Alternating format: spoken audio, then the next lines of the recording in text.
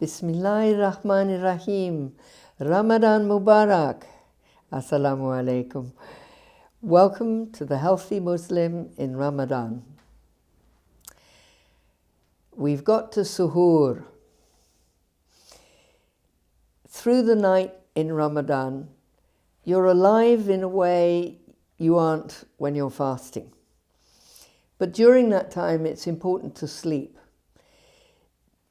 I understand that different cultures have different ways of performing Ramadan. And there are some cultures that will spend most of the fasting day asleep. They'll get up for Zuhur and then go straight back to sleep. They'll get up for Asr and go straight back to sleep. But most people can't do that. Most people have to earn their own living and live with people who are not fasting. They may be Muslims in non-Muslim countries. They have to work and live a normal life alongside people who do not even know they're fasting. During the night, for those people, they're tired, but they do need to sleep. They can't have the luxury of spending all night awake. But if they want to for the last 10 nights of Ramadan, they may well either modify their working or take holiday, because those are really the most important nights for the fasting Muslim in Ramadan. Through the night, after your Taraweeh prayer, you will have probably gone to bed or you will have rested.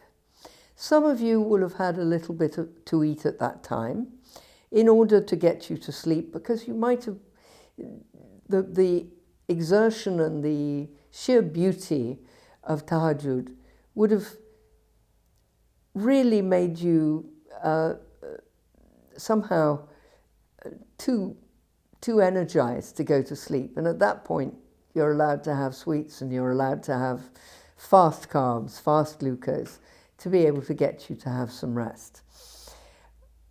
So you set your alarm clock. When are you going to set it for? Because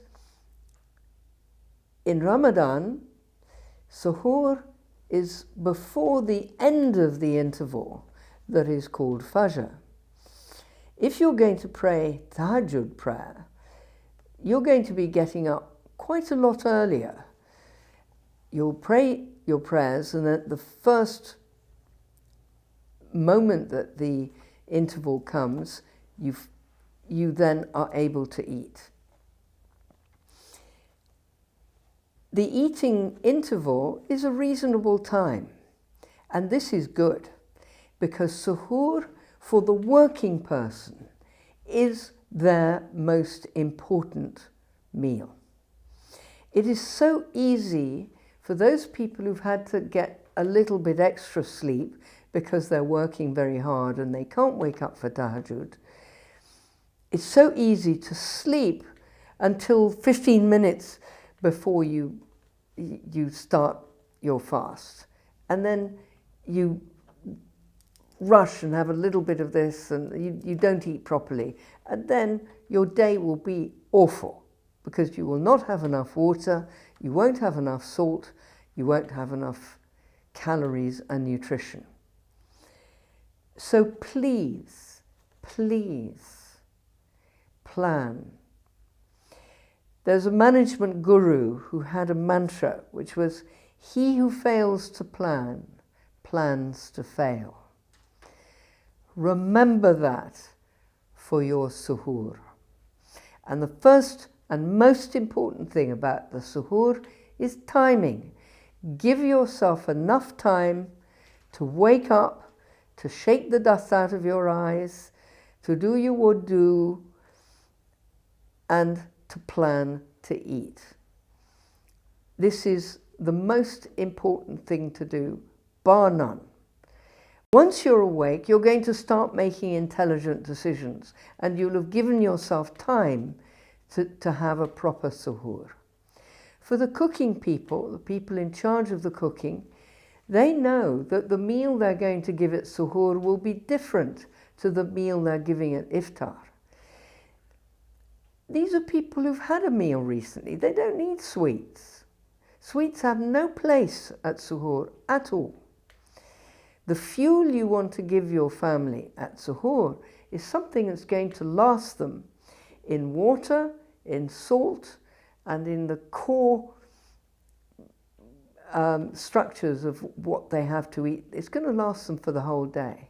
So you've got to drag them out of their beds, make sure they get to the table and they eat properly.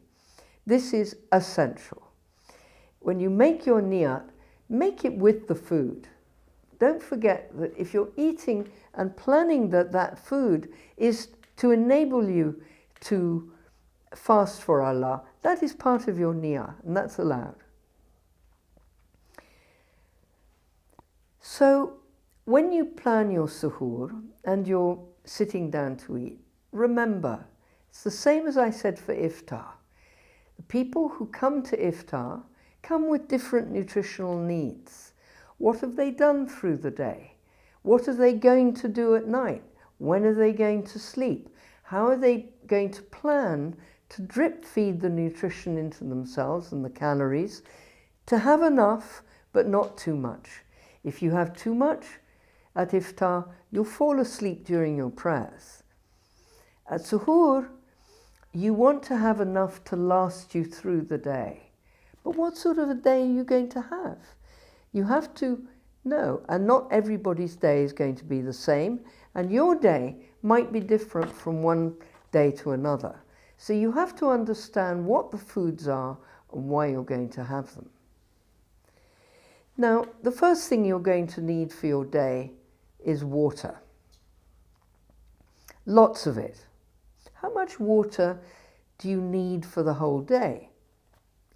I'm going to say the same thing all over again. It depends. Are you working on a construction site in full sun? Somehow you're going to need to get through at least 2 liters during your day in terms of sweat. So you're going to have to drink through suhoor quite a lot of water, but you don't want that water just as water. You want it attached to something that will stay in the body. If you remember, I explained, if you have water attached to glucose, like fruit juice, yogurt, lassi, that's great at iftar. It's a disaster at suhoor. At suhoor, you need water connected with salt. You need soup. Now, to get through a decent amount of fluids is going to take time. Do not think you can turn up to suhoor 10 minutes before the allotted time for prayer, because you won't do it.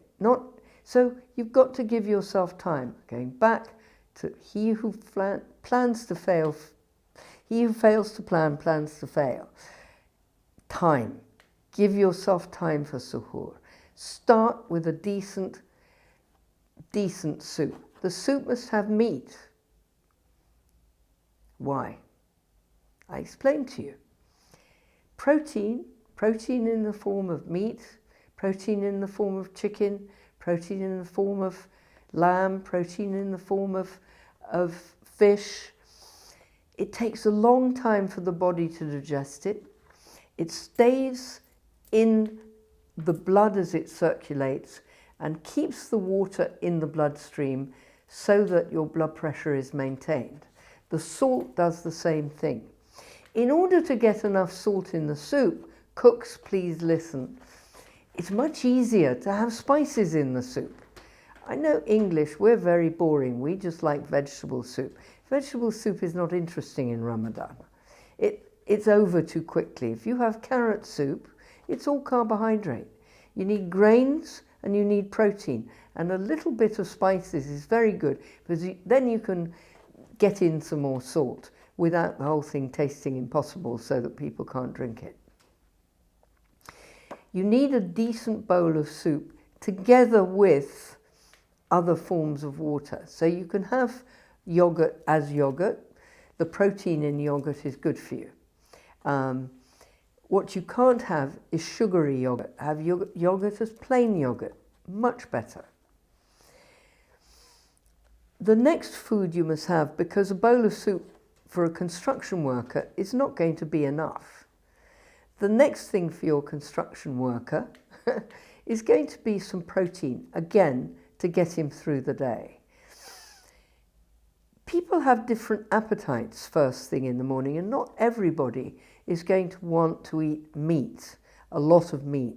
It somehow doesn't feel quite right. It might feel right to eat meat at iftar. You may not quite feel like eating meat. You'll have had a little meat in your soup, that's fine, but you won't want to eat meat at suhoor. So, having had your bowl of soup with grains and some protein, you're going to need some more if you're going to have a heavy day. Construction worker who needs 2,500 to 3,000, 4,000 calories, a bowl of soup is not enough. But the food that will last him throughout a long fasting day is food that is protein and is complex carbohydrates. Having said that that is what you've got in the bowl of soup together with the salt, what else can he have that's useful? Really important for a working man. Remember that your grains contain protein and slow carbs, both of which last all day. This is the meal where you need your fool. This is the meal where you need your porridge. This is the meal you need whole lentils, dal, something that has some depth to it, that really makes your stomach feel a little bit full at the time you eat it, but you know that it will last through the day. Poached eggs or fried eggs at this time, wrapped in a nice grainy brown form of pita bread, or that's an extremely useful thing to eat that's easy for the cook to prepare at suhoor. You do not at this point, for your working person, need to be introducing fruit and fruit juice and sugar. It's the last thing he needs. He needs stamina. He needs food and nutrition for stamina. The nutrition for total body health he can get at iftar. The sweets he can get at iftar. Fruit he can get at iftar. This is fuel for the day. It's completely different. The useful thing also about having your egg, your porridge, you can add more salt into these things, because the salt will help if the person you're feeding with a lot of calories at this point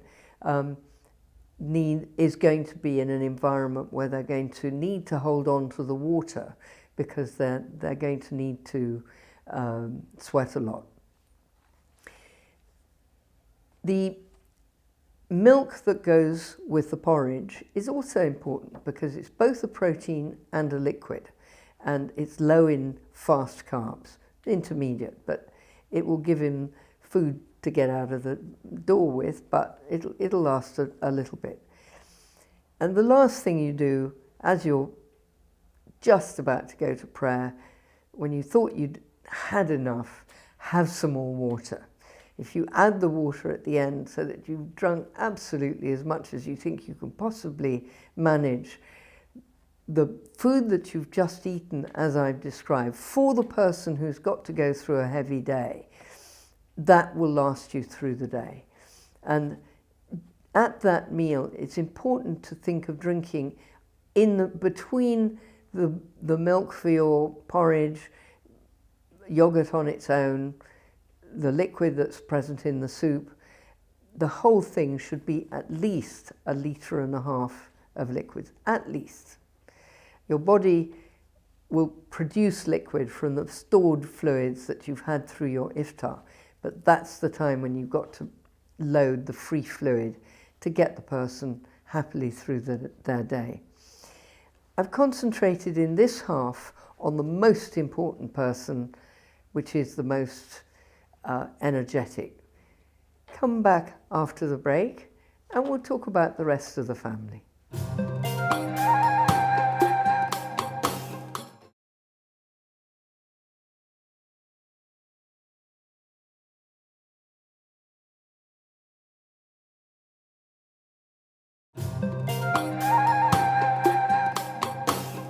Welcome back.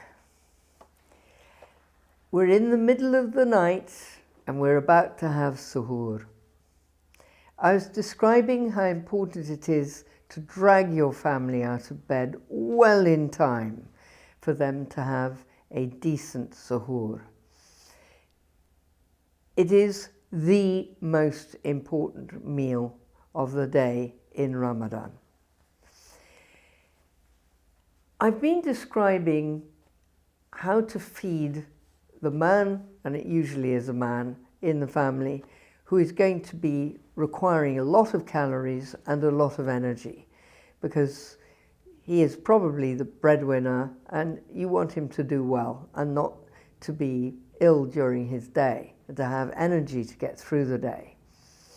However, suhoor can be a trap for people whose calorie requirements are actually not that high. They've already eaten a bit during iftar, and you must make sure that your daily calorie requirements during Ramadan do not exceed what you would normally have in the day. But suddenly everything is upside down and you're eating at different times of the day, and where breakfast would be a simple meal normally, suddenly it's become the most important meal of the day. There will be those amongst you who, having had their iftar meal, they've had a soup, and a soup with meat and barley or meat and grains of some sort. I'm not talking about a fast energy soup like carrot soup or lentil soup, because that is consumed in an hour. The soup I'm talking about, the Ramadan soups, have got to be full of bits, whole bits. Those whole bits have got to be lentils, chickpeas, broad beans, whatever, but they've got to be chunky, because that way they're digested more slowly and the food lasts longer.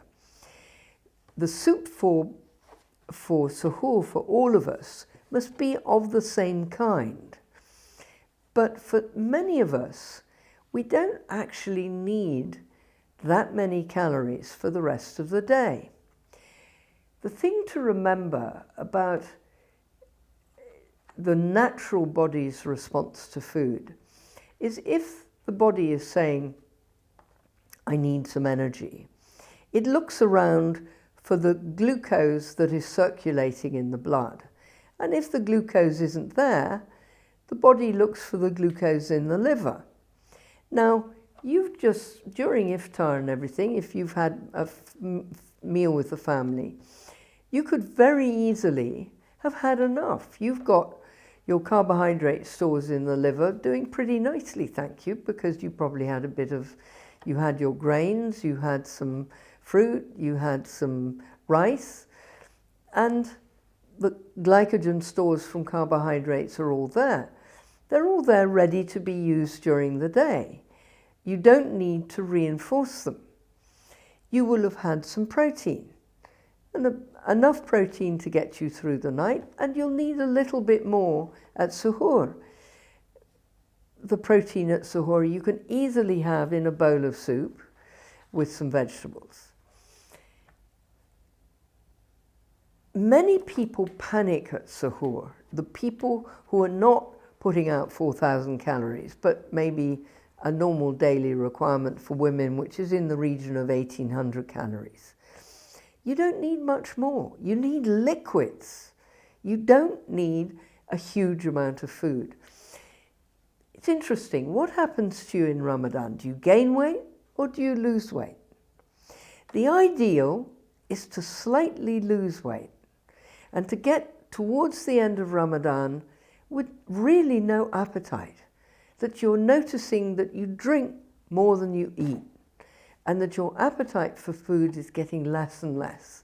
And you select the foods for their protein content, for their complex carb content, by which I mean your whole lentils, your whole fool and so on, and you're not looking for the sweets. It really isn't what you need, and it doesn't appeal to you. This is what I call the learning curve of Ramadan, that you really understand what food means. So for those of us, the elderly, the women, the children, who may not need 4,000 calories to get through the day, they'll have their soup with the man of the house who's being fed properly, but maybe they'll be a bit discreet about what else they're going to eat. You don't need to eat a big bowl of porridge. You don't need to have those 3 slices of bread that go with the fried eggs. It'll be too much. You'll gain weight. Not only will you gain weight, but because you aren't using your energy through the day, that food will make you sleepy. And if you've got kids to look after, an elderly relative to look after, you're going to have a hard time falling asleep through the day. And if you're in a work environment with people who are not fasting, but who are maybe not that sympathetic to Islam and maybe feel that fasting is not an excuse for you to have an inadequate performance, you've got to be alert. If you have too much at suhoor, you'll be asleep. So be careful. So yet again, instead of giving you a simple answer of what should I eat at suhoor, I'm giving you a complicated one. Let's go through the principles again. Your man is going to eat the house, but he's not going to have fruit and sweets and fast carbs. He's going to have protein, he's going to have complex carbs, and he's going to eat probably more at suhoor than he did at iftar. And he must drink. He must drink plenty. For you, with a bit of luck, you've had some carbs through the night. You may not need that much. Have your bowl of soup. Have maybe a little yogurt. Maybe you'll have a scrambled egg, but you don't need the bread. That's it. And then have your drink. And make sure that all of the things you've eaten up to now have been flavored with salt, because the salt will allow you to hold on to the water and not waste it, which it would be wasted if you were having no salt or if you were having sugar. Through all of this, you will learn by your response to what you've eaten, what your body needs and what food is as a fuel rather than simply as a pleasure. It's a learning curve, and you've got 30 days to get it right. By the end of Ramadan, you're going to be knowledgeable. And then next Ramadan, you'll contain the knowledge to start differently. By the end of 10 Ramadans, you'll be a genius. Assalamu alaikum.